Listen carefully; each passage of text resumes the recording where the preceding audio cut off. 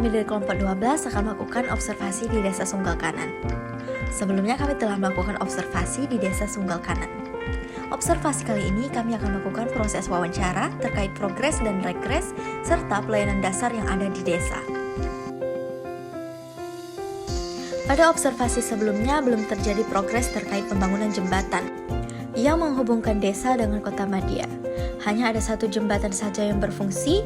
Pada waktu observasi kedua sedang terjadi proses pembangunan jembatan. Proses ini menjadi kemajuan dalam pelayanan fasilitas desa.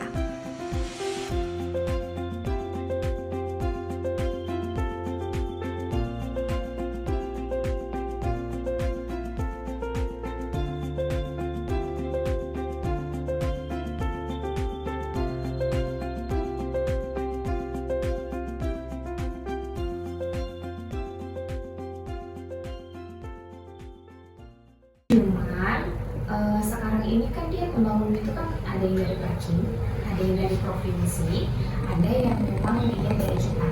Nah kalau khususnya di desa menggunakan dari dana desa tadi, dari yang didirikan di dana desa, pembangunannya pun tidak bisa kalau misalnya nih kan dekat aspal tuh.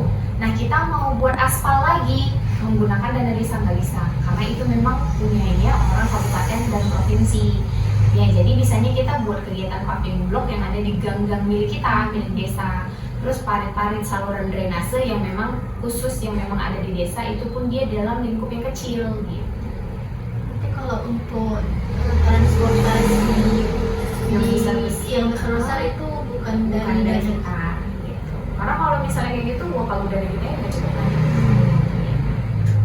Kalau untuk dana pembiayaan transportasi gitu Kak, pembangunan jalan apakah ada minta persetujuan ke desa dulu gitu Kak? Kalau dia gini, kalau kita membuat misalnya kita mau bangun paving block nih, yang ada misalnya kita bilang di ujung desa, jalan balai desa paling ujung, kayak gitu. Kalau dia biaya upah sama biaya pembangunannya itu udah ada raknya. Jadi kita udah ada pakai tenaga ahli sendiri supaya bisa untuk itu tadi merancang, baru kita ajukan, baru kalau misalnya di ACC, kalau tidak. Pokoknya sesuai dengan rancangan kita lah, kalau dana itu cukup atau enggaknya gitu, di ACC atau tidak, di PMB kabupaten itu tergantung kita. Misalnya Kak, kalau jalan mobilitasnya terganggu, terus apakah desa mengambil ke pusat ke provinsi gitu Kak kalau jalan ini? Oh, kalau misalnya yang sudah ini saat ini terjadi ya, misalnya kayak yang di Indomaret. Misalnya ke pusat, apakah pihak desa memberitahu kepada Pak pusat? Oh iya. Jadi misalnya kayak yang sekarang terjadi tuh di depan Happy. Itu kan kalian sok parah tuh. Kalau misalnya kalian aksesnya jalan ke situ tuh sok parah. Jadi yang pertama kita menyurati kabupaten bahwasanya perihal kita tuh kita foto, kita dokumentasi, karena kan semuanya pasti identik ya kan. Dokumentasi dulu, terus kita kirimkan surat yang tadi beserta dokumentasinya kita ajukan. Nah biasanya kita ngebahasnya itu namanya musrenbangdes, musyawarah desa gitu. Jadi lingkupnya itu nanti yang datang semua tokoh masyarakat, pihak-pihak yang memang ini. Nah dalam musrenbangdes itu dia ada 5 kategori yang bakal di ACC approve dari kabupaten dan provinsi. Tergantung misalnya kita butuhnya apa. Kalau misalnya kita butuhnya memang jalan kita yang rusak, ya udah nanti kita masukin, ada itu websitenya, nanti dimasukin sama orang kita. Ya udah nanti dimasukin, didaftarin, terus nanti dari musrenbangdes tadi naiklah ke musrenbang kecamatan, baru nanti musrenbang kabupaten, provinsi gitu lah. Kalau misalnya memang di ACC kayak kemarin sebenarnya udah di ACC, cuman kendalanya gini deh, kalau aspalnya yang dibenerin, paritnya gimana? Nah, balik lagi, kalau paritnya yang dibenerin, yang punya ruko itu kan bukan warga Sunggal Kanan kebanyakan. Jadi mereka itu menempati ruko, dia menyewa. Nah, orang kabupaten nggak mau membongkar itu kalau tidak ada persetujuan dari yang punya. Karena gini, proyeknya orang kabupaten, kalau dia memang itu paritnya mau dibongkar kan nggak mungkin balikan lagi paret yang tutup gitu loh. Maksudnya tutupannya itu kan nggak mungkin, mau berapa lama lagi orang untuk ngerjainnya gitu. Jadi makanya kemarin itu di cancel gitulah. Karena mereka merasa gini, seharusnya ini memang drainasenya dulu yang dibenerin, baru aspalnya gitu. Jadi kebanyakan sekarang ini masyarakat banyak yang komen-komen nggak tahu, mungkin mereka juga kurang paham kan. Mereka berpikir bahwasanya oh itu kalau apa tuh menyalahkan pemerintah desanya, apa desanya kemana nih, aparat desanya tidur aja nih. Padahal sebenarnya kita udah nyuratin, dan menyuratin untuk proyek kayak gitu itu bukan hanya sekali 2 kali gitu. Jadi dia disuratin dulu, kita foto dulu, kita cek lapangan, habis itu kita suratin, nanti dibawalah ke kabupaten. Kalau mereka ACC, mereka bakal turun langsung ke kita.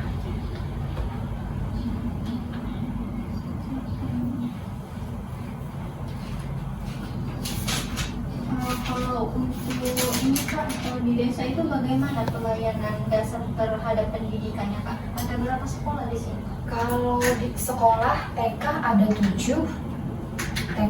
7, SMP ada 2, SMA ada 1, SD ada 3.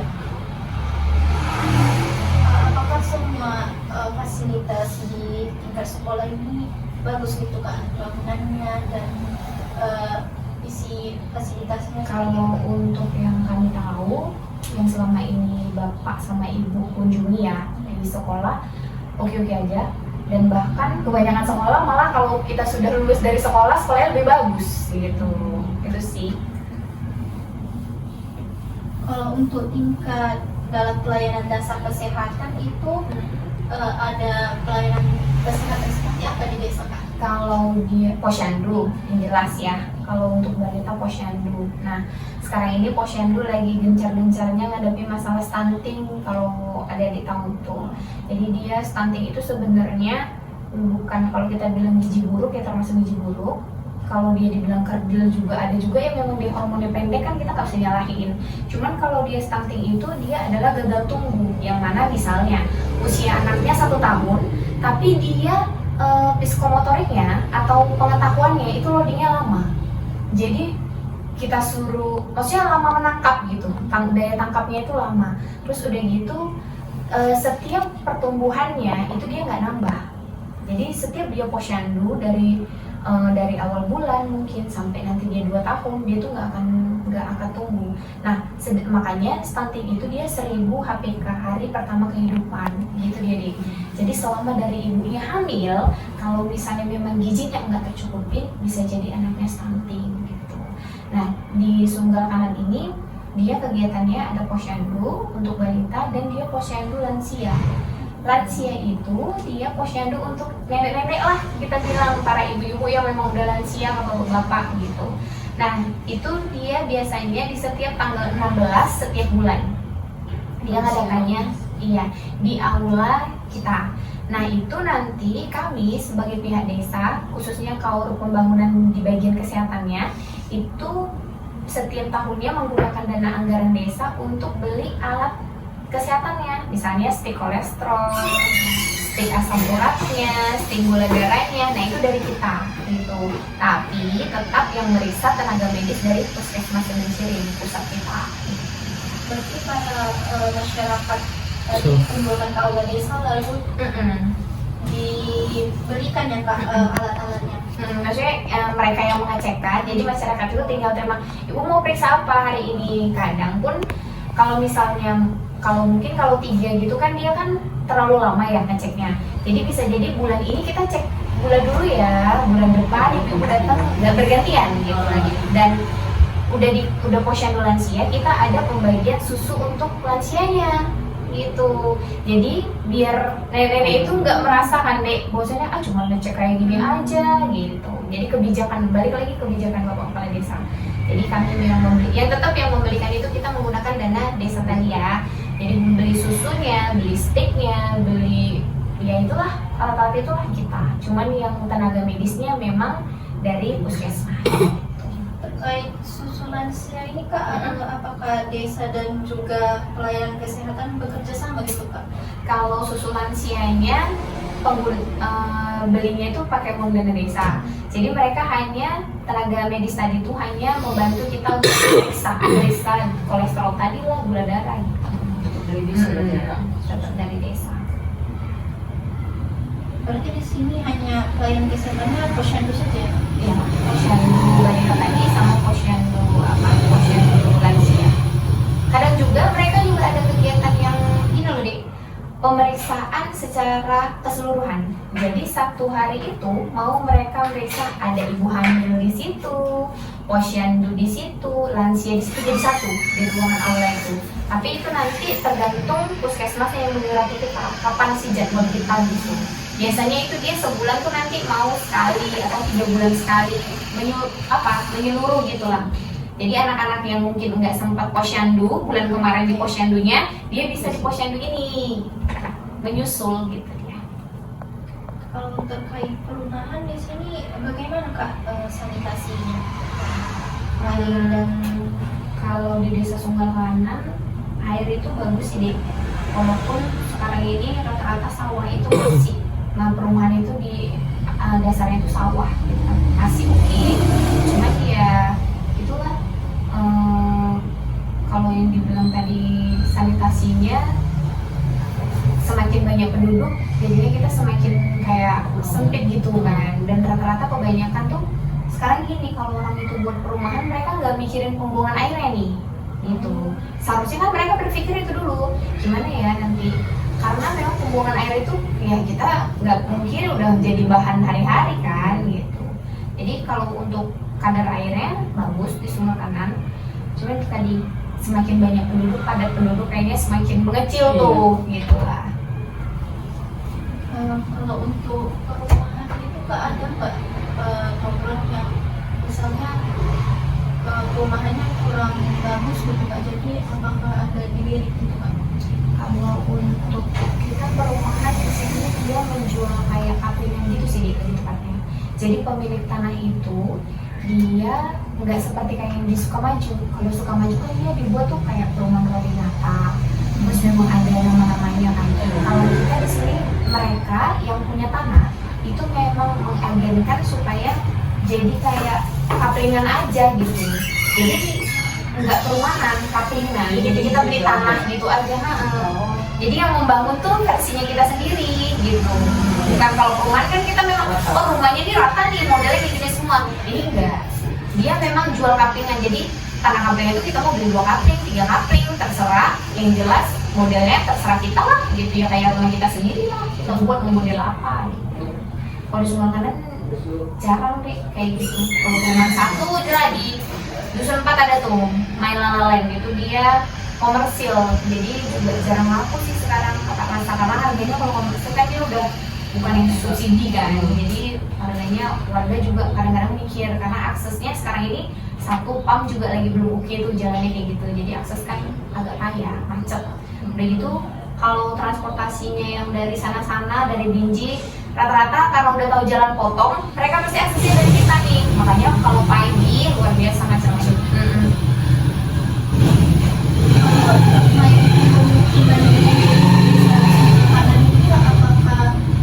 Sangat padat atau bagaimana?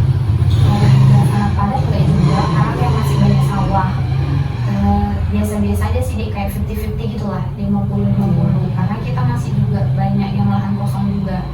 Teruntuk kalau misalnya kalian lihat yang dusun 3, dusun 4, paling ujung-ujung tuh masih ada sawah semua. Itu rata-rata memang punyanya orang kita. Cuman orang kitanya mungkin entah dia domisilinya di luar ya gitu. Dan rata-rata sawah itu memang disewakan sama orang itu gitu. Berarti kalau untuk tadi masalah pembuangan Kak, jadi apakah itu menjadi masalah yang besar gitu Kak? Jadi terganggu ketentraman dan ketertiban di masyarakat? Otomatis lah deh, karena memang kalau sudah hujannya sampai 1 hari aja banjir dong. Jadi sebenarnya permasalahan yang ada di Sunggal Kanan itu ya saluran irigasi, saluran pembuangan dan drainasenya gitu. Karena memang kebanyakan mereka yang buat ruko itu deh, kan ada tuh parit lama. Nah parit lama itu sama mereka bukannya dikorek, dibuat yang baru, malah ditimpa. Jadi mau gotong royong, ya kalau warga masyarakat gotong royong kan hanya pakai bahan yang, maksudnya alat yang sederhana sih deh, nggak pakai apa. Jadi gimana untuk buangnya? Makanya setiap kali waktu buang airnya, ya udah ada kejalan. Gitu. Dan itu juga bukan sekali 2 kali udah ditegur gitu, maksudnya dibuat peringatan, bukan. kan. Jadi udah sering, jadi kayak orang tuh kayak bebel gitu lah. Jadi udah biasa aja kok. Kalau kalian boleh lihat, kalian lewat ke sana, bahkan yang punya laundry santai aja dia. Air laundry itu tadi keluar, buangan laundrynya Sampai ke jalan-jalan. Iya, jadinya becek. Dan dia tahu lah namanya kan air apa gitu ya kan. Campur ya udahlah. Apalagi kalau udah katanya udah hujan, ya udah makin parah. Jadi jalan pun mau ditimbun berapa kali pun tetap nggak bisa juga. Yang ada bolong, makin besar bolongannya ya udah. Jadi di situ daerah itu aja ya, Pak? Iya, khususnya kalau kalian boleh akses nih, ya aja ya. Kalau nanti kalian keluar tuh, arah mau ke Sukamaju kan ada depan Happy nih, depan Solen Happy nih. Depan Solen Happy tuh boleh nanti kalian ke ujung sana ya udah. Dari sepanjang jalan Solen Happy tuh, ya udah. Gak bisa dibilang lagi lah. Jadi yang komen-komen pun kadang-kadang kita karena ada website FB juga kan, khusus desa Senggal Kanan. Jadi ke arah situ terus ya Pak? Ke arah situ juga, karena kan kita jelas kita nggak bisa menyalahkan masyarakat kan. Ya bener. Namanya kan nggak mungkin juga kita sama dia menjelaskan ini, sama dia menjelaskan ini. Nah, yang penting kita berbuatnya itu, ya udah kita juga udah berusaha kok. Gitu. Cuman memang orangnya aja yang nggak bisa disumpahin. Gitu. Karena kalau misalnya salah juga kita deh, kalau misalnya udah turun alat di situ dan mereka demo, mereka keberatan. Karena hukum cerita itu kan tanah sesuai dengan sertifikat mereka. Nah, jadi kan semuanya harus izinnya mereka kan gitu. Tapi kembali lagi sih sebenarnya kebijakan Bapak. Kalau Bapak berani ngambil konsekuensinya, ya nggak masalah sebenarnya itu. Tapi kan mungkin Bapak karena mungkin udah paut usia, satu lagi juga kan lebih sakit posisinya, jadi kayak udah deh yang lain aja dulu kita handle. Wah, gitu. Terkait perlindungan masyarakat di sini ada pelayanan apa Kak? Kalau perlindungan masyarakat kita ada Babinsa sama Babin Kamtibmas. Babinsa itu dia yang dari anggota TNI, Babin Kamtibmas itu dia yang Polri, gitu. Babin Kamtibmas sama Babinsa. Itu apa tadi Kak? Dia Polri. Jadi kalau misalnya setiap warga ada yang pengaduan, itu dia ke Kadusnya dulu.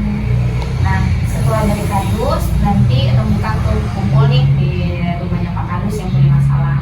Terus kalau misalnya nggak bisa diselesaikan, kita panggil Pak Babinsa sama Pak Babin Kamtibmas ke kantor desa, mediasi. Kalau nggak bisa juga, kita serahkanlah ke Polsek. Tapi kalau selama ini masalah-masalah misalnya yang biasa-biasa aja sih, oke-oke aja. Cuman memang ada bulan 8 tuh kami ada mediasi warga sebanyak 10 kali. Satu bulan itu deh 10 kali. Jadi ya macam-macam lah masalahnya, yang mungkin dia bertengkar dengan abangnya, yang masalah tanah, yang masalah mungkin sepele gitu, masalah perselingkuhan ya ada. Cuman mediasi ya udah berujungnya rujuk gitu, maksudnya balik baik, mediasi damai lah mediasi. Berarti tadi tahapannya masyarakat Ngadu dulu ke kepala Kadus, dusun, lalu kalau tidak bisa mediasinya di desa sama Pak Kades kan, bareng Mbak Binsa Kamtibmas. Baru kalau misalnya nggak bisa dimediasi lagi, kami serahkan ke Polsek dia buat pengaduan. Misalnya ada yang dia merasa dirugikan, disilakan. Kalau dia merasa dirugikan, dia misalnya kena pukul atau apa, disilakan dia visum. Tapi nanti jalannya udah ke Polsek lah, nggak ke kami lagi gitu. Kalau kita kan maunya setiap masalah itu selesainya cukup di desa aja udah gitu. Cuman kan kadang-kadang orang berpikir dia kan ada rasa kurang puasnya gitu. Kalau untuk pelayanan umum di desa Senggapan itu apa saja?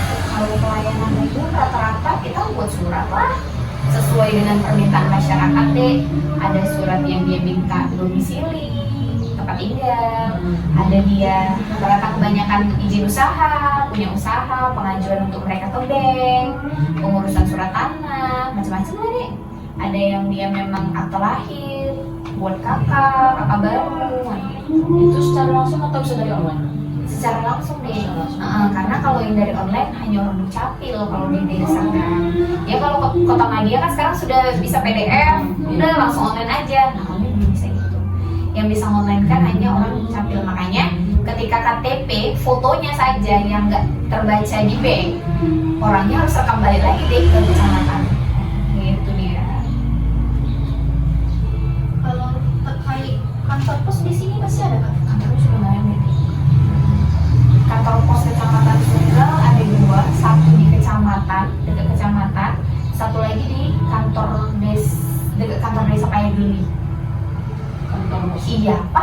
perumahan Abdul Hamid. Ada Diagram masuk ke dalam kantor posnya. Kalau berarti di sini tidak berfungsi lagi ya Pak? Ya udah nggak ada lagi tadi.